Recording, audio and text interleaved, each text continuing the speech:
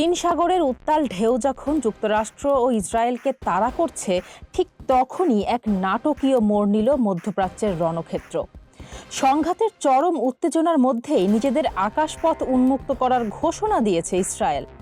দেশটির এই আকস্মিক পদক্ষেপে প্রশ্ন উঠেছে, তবে কি পর্দার আড়ালে যুদ্ধের সমাপ্তি ঘটতে চলেছে, নাকি এটি বড় কোনো পরাজয় ঢাকার কৌশল?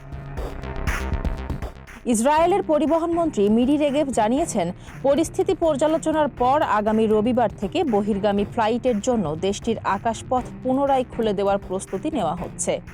তিনি বলেন, নিরাপত্তা পরিস্থিতির ওপর ভিত্তি করে আমরা রবিবার থেকে আকাশপথ সচল করার সিদ্ধান্ত নিয়েছি। সারাদিন ধরে আমরা এ বিষয়ে আপডেট জানাবো। গত 5 দিনে ইরানের মুহুর্মুহু ক্ষেপণাস্ত্র হামলায় যখন ইসরায়েল ও যুক্তরাষ্ট্রের প্রতিরক্ষা ব্যবস্থা কার্যত নাস্তানাবুদ, তখন এই ঘোষণা নানা সন্দেহের জন্ম দিয়েছে।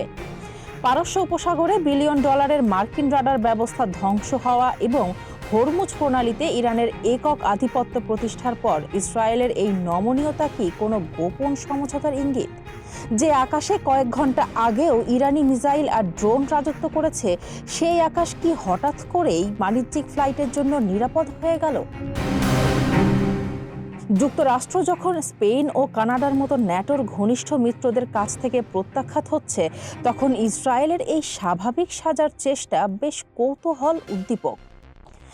একদিকে আরব দেশগুলো জ্বালানি সংকটে যুদ্ধ থামানোর চাপ দিচ্ছে, অন্যদিকে ইরান তাদের নতুন সর্বোচ্চ নেতার নাম ঘোষণার দ্বার প্রান্তে। তবে কি ইসরায়েল বুঝতে পেরেছে যে এই যুদ্ধে তাদের বিজয় অসম্ভব, আর সেই পরাজয় ঢাকতেই কি এখন সাধারণ যাত্রীবাহী বিমান চলাচলের দোহাই দিয়ে পরিস্থিতি স্বাভাবিক দেখানোর চেষ্টা করা হচ্ছে?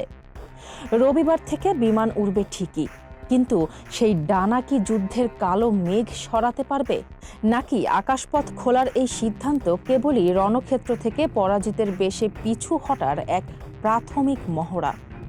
বিশ্ব এখন তাকিয়ে আছে রবিবারের সেই আকাশপথের দিকে, যা বলে দেবে মধ্যপ্রাচ্যের এই আগুনের শেষ কোথায়। ফারজানা হাসিন, মানবকণ্ঠ।